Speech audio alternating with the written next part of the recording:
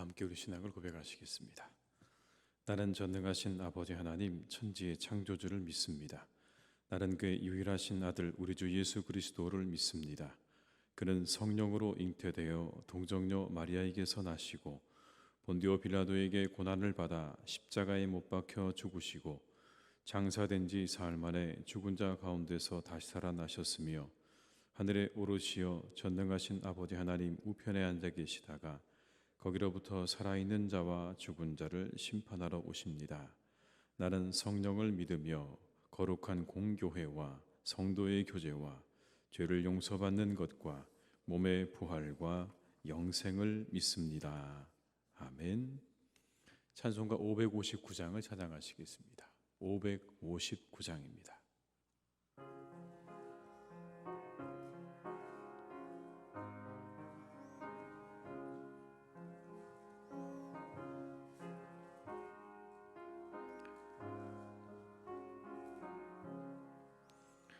사철의 봄바람 불어있고 하나님 아버지 모셨으니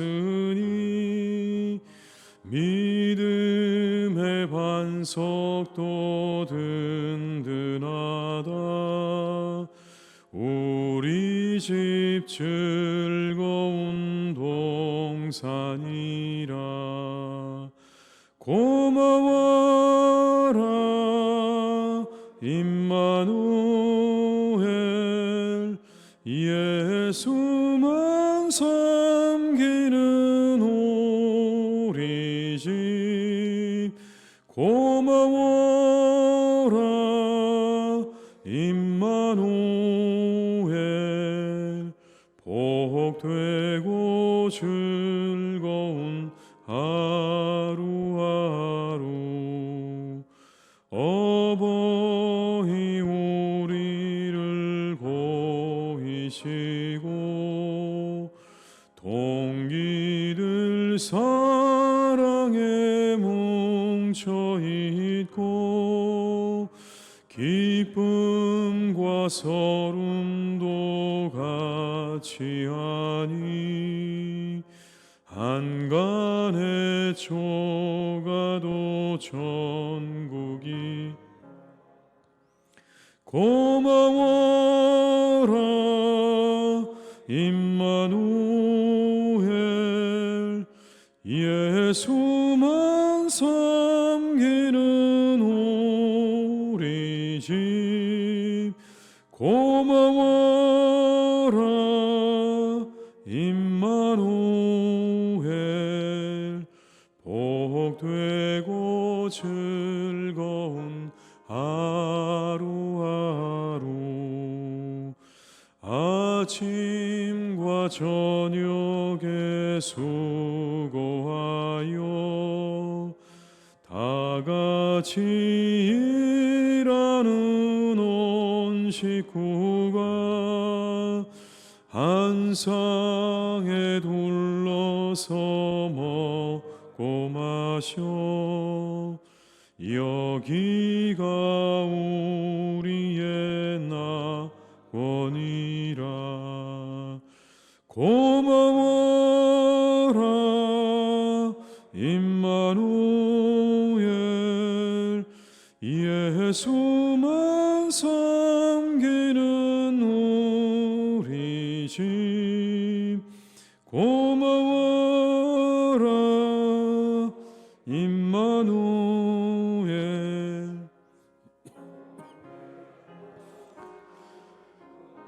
하루와 3절입니다. 아침과 저녁에 수고하여 다같이 일하는 온 식구가 한 상에 둘러서 먹고 마셔. 여기가 우리의 낙원이라. 고마워라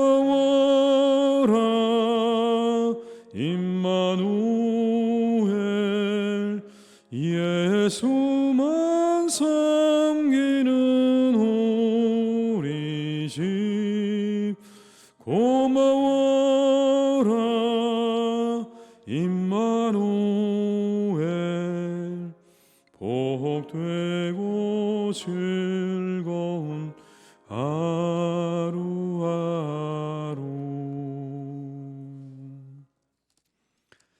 이 시간 하나님께서 우리에게 주신 말씀은 신명기 6장 20절에서 25절의 말씀이 되겠습니다. 신명기 6장 20절에서 25절의 말씀입니다.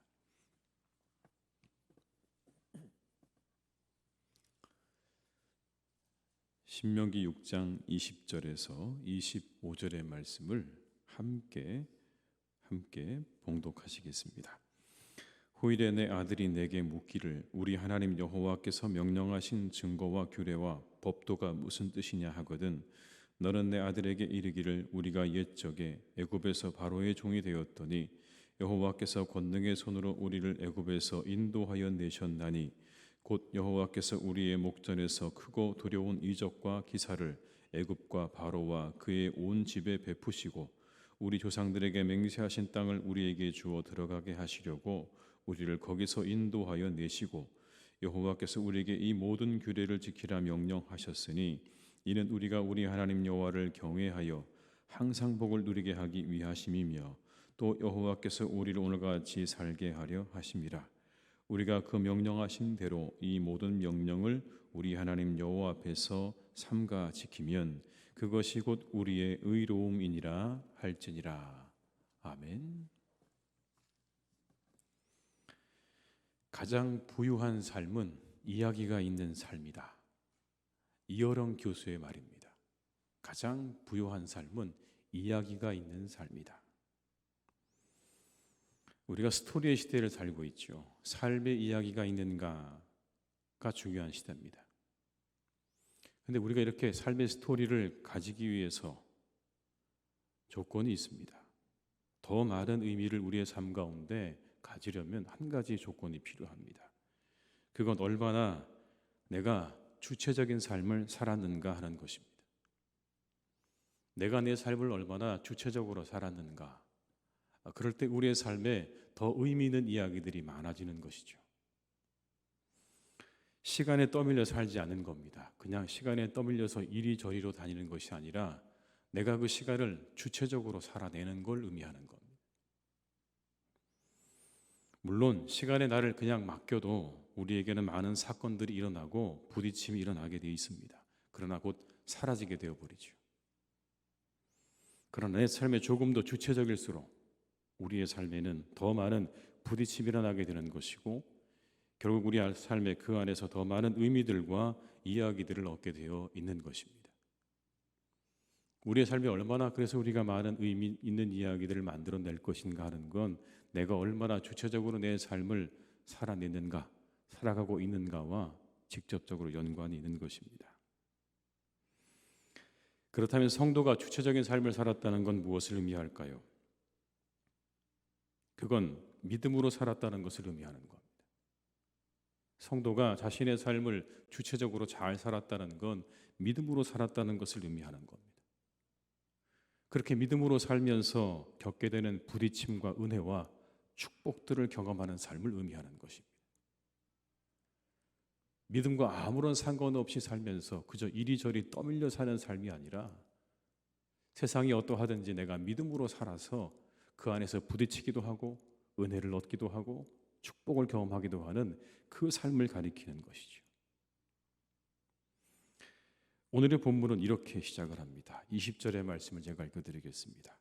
후일에 내 아들이 내게 묻기를 우리 하나님 여호와께서 명령하신 증거와 규례와 법도가 무슨 뜻이냐 하거든. 후일에 내 아들이 내게 묻는다. 이 규례와 법도가 무슨 의미입니까? 라고 묻거든 이렇게 답하라고 말하는 겁니다. 21절과 22절의 말씀을 같이 읽어보시겠습니다.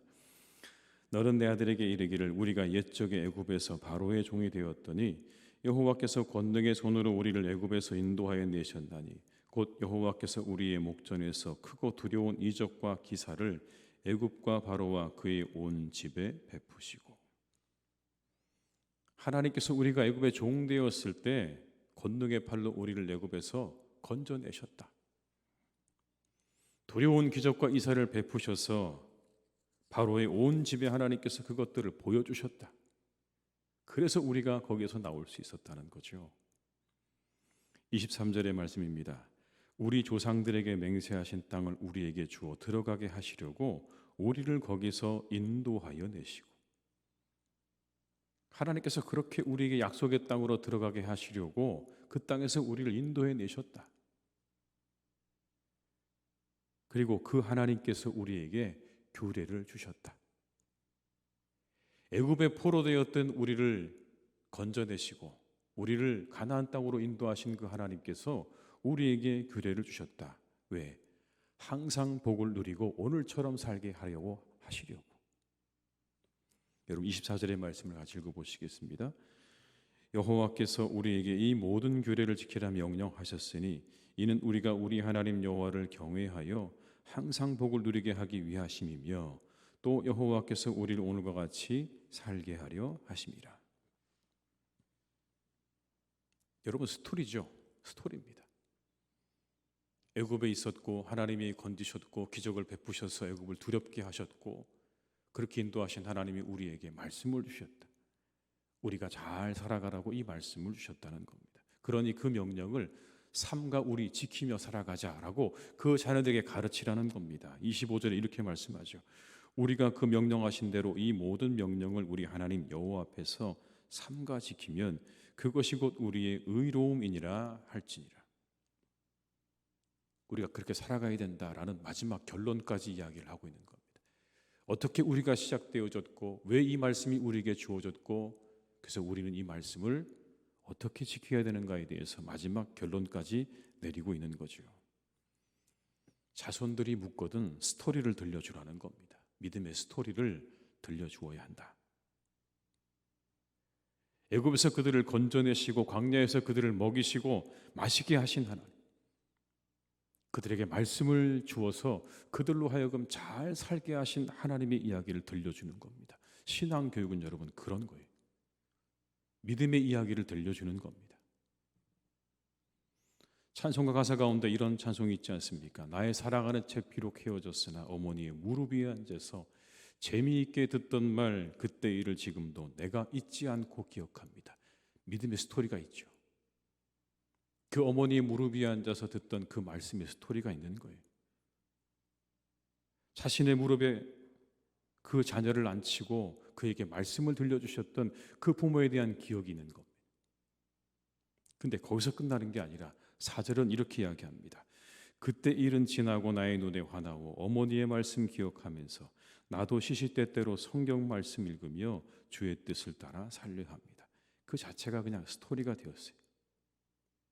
어머니 말씀을 들려주시고 그 말씀 따라 살려 하셨던 모습 기억하면서 나도 그렇게 살려 합니다라고 하는 자신의 고백으로 이어지는 스토리가 이 찬송 속에 들어있는 겁니다. 그 모습 그대로 나도 그렇게 살고 싶습니다라는 결단으로 이어지는 거죠. 오늘 본문의 질문을 자녀가 아니라 우리는 세상의 사람들로 바꿀 수도 있겠습니다. 사람들이 우리에게 물을 수 있습니다. 내 믿음이 무엇이냐? 무엇을 믿는 것이냐? 왜 믿는 것이냐? 이 말씀은 무슨 의미가 있냐고 묻는다면 우리가 이야기를 들려줄 수 있어야 된다는 겁니다. 내 믿음의 이야기를.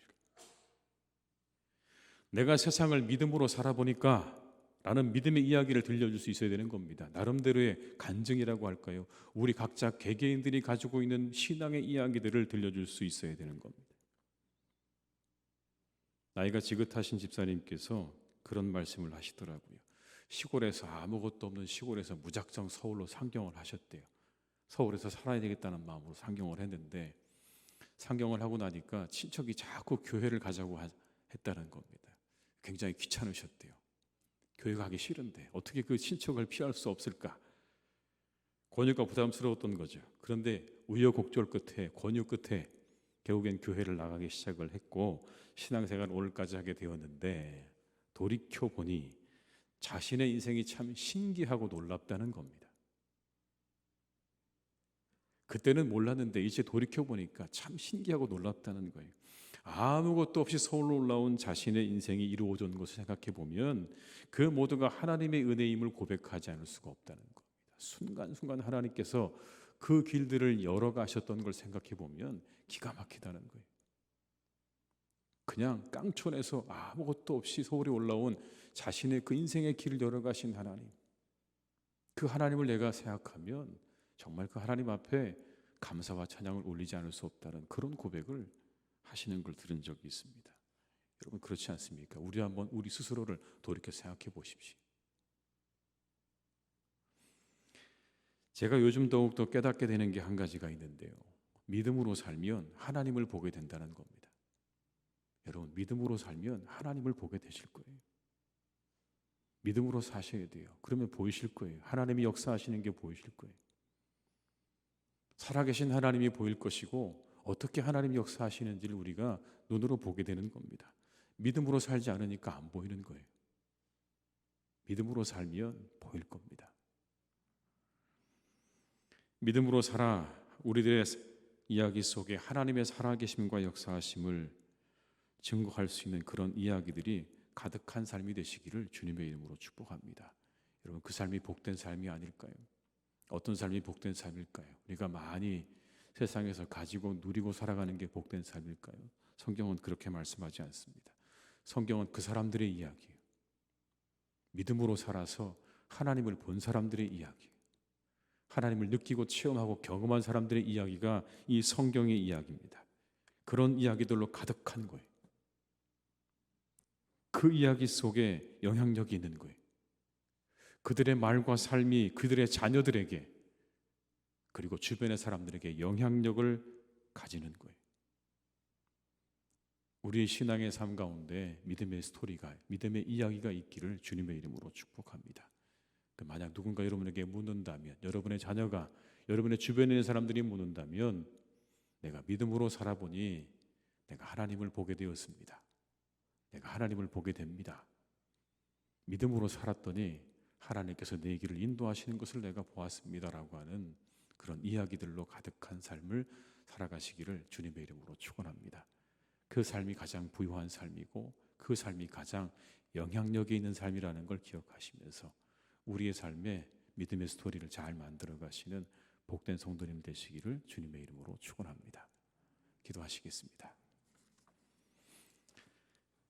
아버지 하나님, 우리를 인도하시니 감사합니다. 우리의 삶에 이야기가 있기를 간절히 기도합니다. 우리의 인생을 허락하신 아버지 하나님, 우리가 우리의 삶의 날마다 이야기들을 써내려갈 수 있기를 간절히 기도합니다. 조금 더 나답게 살게 하시옵소서. 내가 내 삶을 주체적으로 살아갈 수 있도록 인도해 주시기를 기도합니다. 시간에 떠밀려 세상의 풍파에 떠밀려 살지 않게 하시고 내가 가지고 있는 것으로 이 시간들을 살아가는 복된 우리 성도님들 되게 하여 주시옵소서. 그 가운데 하나님 믿음이 있기를 기도합니다. 우리의 삶을 내가 살아가는 그 한복판에 믿음이 있게 하여 주시옵소서. 믿음으로 살아가는 우리의 성도님들이 되기를 기도합니다. 그래서 하루하루 믿음의 이야기들이 쌓여져가는 삶이 되기를 간절히 기도합니다. 일평생 우리가 신앙생활을 하고 수십 년 신앙생활을 해도 믿음의 이야기가 없는 그런 신앙이 아니라 단 하루를 살아도 단 1년을 살아도 우리의 삶에 믿음의 이야기가 남겨지는 그런 삶을 살게 하여 주시옵소서. 하나님, 그래서 누군가 우리에게 묻는다면 우리의 사랑하는 자녀들이 내게 묻고 우리의 주변의 사람들이 너는 왜 믿음을 가지고 있는가 묻는다면 내 믿음의 이야기를 그들에게 담백하게 전해줄 수 있는 준비가 되어 있는 성도가 되게 하여 주시옵소서. 내 삶에 역사하셨던 하나님, 지금도 살아 역사하시는 하나님, 그리고 믿음으로 살아가는 자에게 하나님을 드러내시는 그 하나님의 이야기들이 우리의 삶 가운데 풍성케 하셔서 우리가 복된 삶을 살게 하시고 우리의 모든 함께하는 이들에게 복음의 영향력을 가지고 살아가는 우리의 성도님들이 되게 하여 주시옵소서. 하나님, 우리 사랑하는 교회가 늘 이와 같이 하나님의 이야기로 풍성할 수 있기를 기도합니다. 하나님의 이야기로 풍성케 하여 주시옵소서. 세상의 이야기로 풍성하지 않도록 주님 인도해 주시기 원합니다.